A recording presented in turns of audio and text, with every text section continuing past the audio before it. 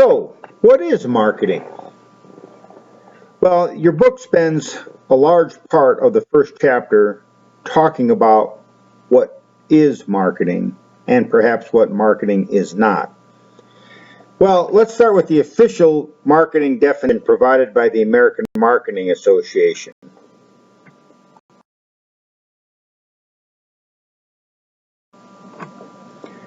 It states that marketing is the activity, set of institutions, and processes for creating, communicating, delivering, and exchanging offerings that have value for customers, clients, partners, and society at large. Well, that's a mouthful, of course. There are some crucial terms in here in this definition that you ought to be familiar with.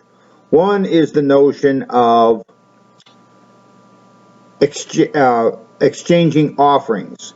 And of course, in marketing, we refer to these offerings as products.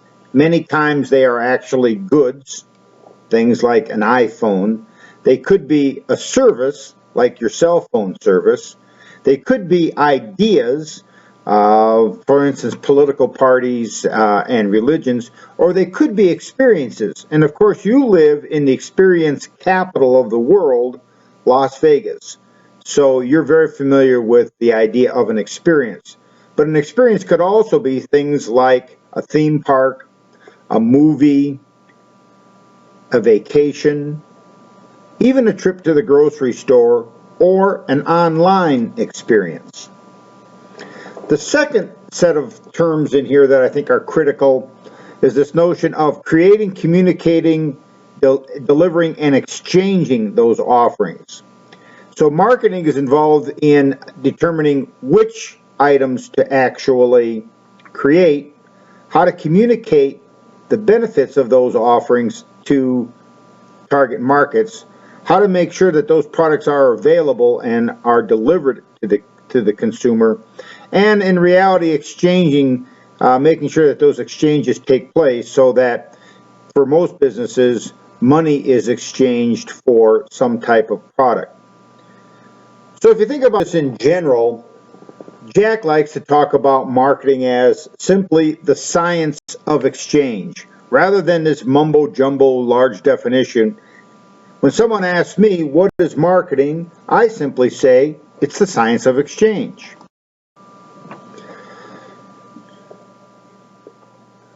Well, all organizations need marketing because all organizations exchange something. So let's take an example of UNLV and summer school. So you're in summer school and you paid us money for this course. So think about what you have exchanged to UNLV. You're giving UNLV money, you're giving UNLV your time, and you're giving UNLV some level of commitment to do well in this course. Well, what do you expect in return? Well, in return, you expect to get 3 credits of marketing. You also hope to walk away with a knowledge of marketing. You also hope to walk away from the course with a great grade, an A or a B, or at least a C. And you hope to be able to take this course, and whether it's here at UNLV or in at some other university, have it count towards your degree. So when we think about this exchange process, we need to think about what is exchanged. And of course, here at UNLV for summer school, you are exchanging money, time, and effort for credits, grades, and knowledge. Well, what are the marketing activities that make something like this happen? Of course, the marketing activities are everything from advertising to making sure that the course is actually offered at a time when you can take it, in this case an online class. Also, there is information in here about another marketing activity is how the course is actually designed. And then the issue is who performs the activities. How did you find out about this marketing course? Who actually does the marketing for UNLV? Who does the actual delivery of the course, and who makes sure that things perform smoothly.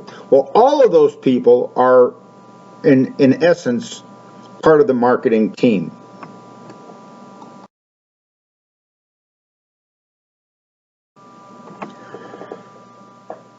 All right, so the essence of marketing is something called the marketing concept. And the marketing concept states that the key to achieving an organization's goals consists of determining customers' unmet wants and needs and effectively delivering a good or service to best satisfy those wants and needs. So the marketing concept in reality has three pieces. First, identifying customers' unmet wants or needs. That is, a want or a need that is not being currently satisfied. The second aspect of the marketing concept is effectively delivering a good or service or idea or experience to satisfy those wants and needs. And then, of course, the third part of this, to reach both the organization's objectives, typically revenues and profits, and the individual's objectives, typically satisfying those wants and needs. So those are the three essence of the marketing concept. The marketing concept basically says we find customers, we develop products and services for those customers, and we exchange those goods and services with customers. There's another version of this called the sales concept, and that is we first identify and develop products, and then we try to find customers for those products. And we're going to talk a little bit about that in just a second. So what does this mean for you? Well, for you, hopefully you're going to go to work for an organization that has a marketing orientation. So what is a marketing orientation? Well, a business that has a marketing orientation takes a strategic approach of focusing on the needs of customers and consumers as vital. It develops and markets products to meet those wants and needs. For example, think about Apple's newest iPhone. What did they do when they built the newest iPhone? Well, they identified things that customers didn't like about the current iPhones and other phones in the marketplace, and identified which new features you might want. And those features might include better cameras, faster internet access, more security, all sorts of things. So Apple, in reality, takes a marketing orientation to doing business.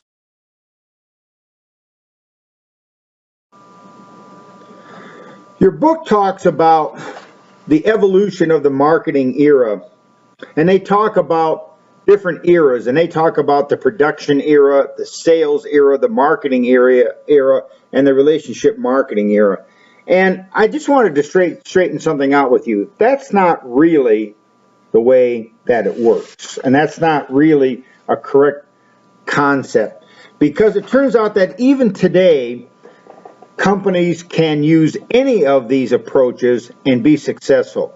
So let's talk about the product orientation, the production orientation, sales orientation, marketing orientation, relationship marketing as orientations rather than eras. They were not eras. They are, in fact, ways of doing business. So a product orientation is an approach that a company takes where their goal is to simply produce the best possible product. And the argument is that in certain industries, customers always want the best product available and appreciate the craftsmanship and the attention to delivering high quality products. There are companies today that are highly successful at doing this. Custom home builders, as an example. Second approach to doing business is something called a production orientation. And in the production orientation, the goal is to produce high quality products at the lowest possible price. So the focus in the production orientation is on producing good products at the lowest possible price. And course, today there are lots of examples of companies that do this and are highly successful. One of those companies that we will talk about over the period of the course is someone like Southwest Airlines, which truly has a production orientation to delivering airline service. Another example, of course, is Walmart, which works very, very hard at reducing the costs associated with retailing products. The third approach to doing business is called a sales orientation, and lots of companies are using the sales orientation very successfully today. Virtually every franchisee is in a sales-oriented business structure. That is, someone else has decided what products should be offered, and the franchisee's job is to find customers for those products.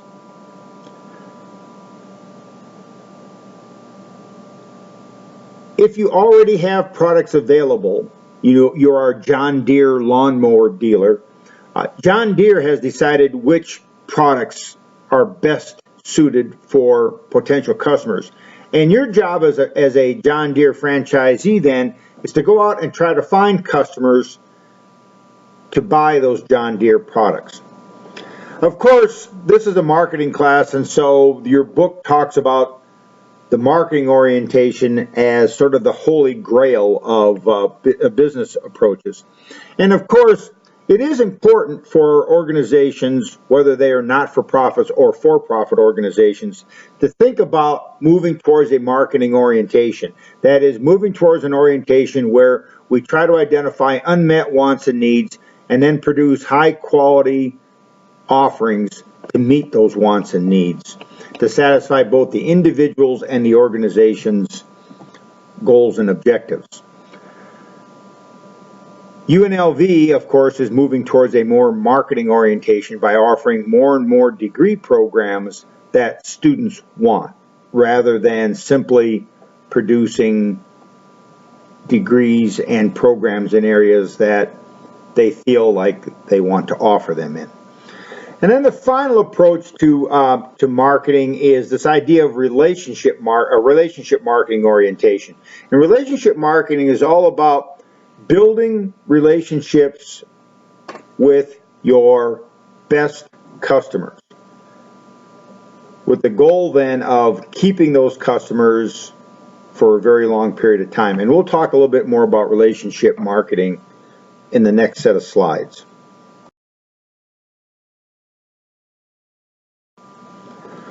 Well, one of the things that your book doesn't talk much about, but I think is sort of important, is the idea of becoming a marketing-oriented organization.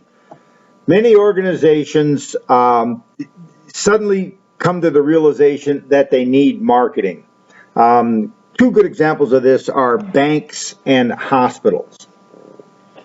Think about banks for a second here. At some point in time, banks used to just be banks. They were big buildings, and of course, in almost every town in America, whether they be small towns or large towns, the bank was one of the most substantial buildings, and the bank stood there, and people just decided which bank they were going to use.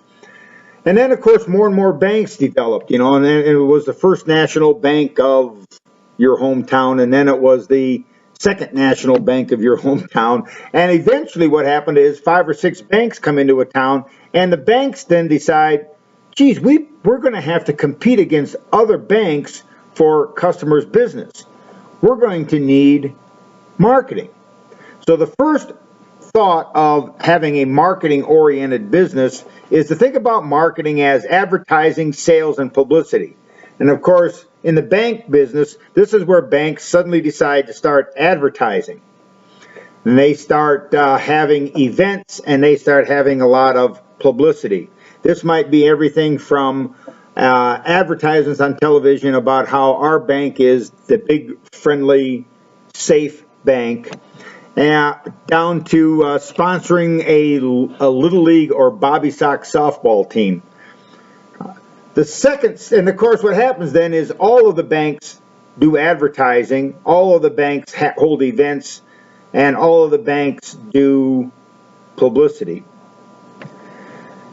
So then the bank says, well, what we really need is to have a positive banking experience. And so this is where banks decided that they needed to be a smiling, friendly atmosphere. For the banking business, of course, this meant actually taking down the bars around the teller cages. When I was a child growing up, when you went to the bank, the tellers were behind a counter that had bars around it in case someone tried to rob the bank. Today, when you walk into a bank, you don't see any bars. The tellers are not behind any sort of cage or bulletproof glass anymore. And of course, this is all part of this idea of having a friendly bank. So everybody is supposed to be smiling, and everyone is supposed to be nice, and everybody's supposed to be trying to make you feel good. Of course, all the banks became friendly and have a smiling, friendly atmosphere, so that no longer was a point of differentiation. So then the third stage, of course, is that companies say, well, since everybody is advertising and everybody has a friendly, smiling atmosphere, marketing then is going to have to be product and service innovation. And in the banking business, this was when banks suddenly started to have a proliferation of products and services. My favorite was when I was in college, banks offered free checking. That's right, free checking. They would even give you the checks to write back when we used to write checks rather than having debit cards. And of course, they came up with all kinds of new products, special kinds of loans, different kinds of savings programs, and of course, different sorts of investment programs. And so suddenly the banks got out of the sort of check, the sort of holding your money and then giving it back to you when you wanted it, and they got into this idea of coming up with all kinds of new products and services. Well, that was fine and dandy until banks started to realize that doing this cost them a lot of money and in many cases wasn't worth their time and investment in doing so. And many of these products and services really weren't understood or wanted by customers. So then a bank decides, well, what we need is a good positioning plan. And a positioning plan really is the idea of saying our bank stands for this in the mind of a consumer. And so the idea is that we're going to position our bank as, my favorite is the Harris Bank in Chicago, the big friendly bank. Or we're going to position our bank as the business owner's bank. Or we're going to position our bank as the open 24-hour bank. Or we're going to position our bank as the bank with the lowest costs. And so banks started thinking about positioning themselves relative to the other competition. And then finally, when an organization really becomes marketing oriented, they start to take on a more strategic marketing approach where they feel where they finally understand that marketing is about market analysis, planning, and control. And of course, chapters 2 and 22 in your book and the focus of a couple of our very near future lectures has to do with this idea of marketing, planning, analysis.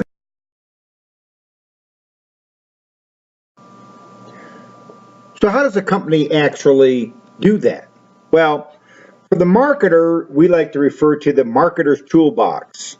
And the marketing tools that are available for a company are what's referred to in the basic teaching of marketing as the 4 Ps. That is the products a company offers, the price that it charges for those, the promotion or communication of the value of these goods and services in satisfying wants and needs, place, which is really all about distributing how we get those goods and services delivered to an individual, and target markets.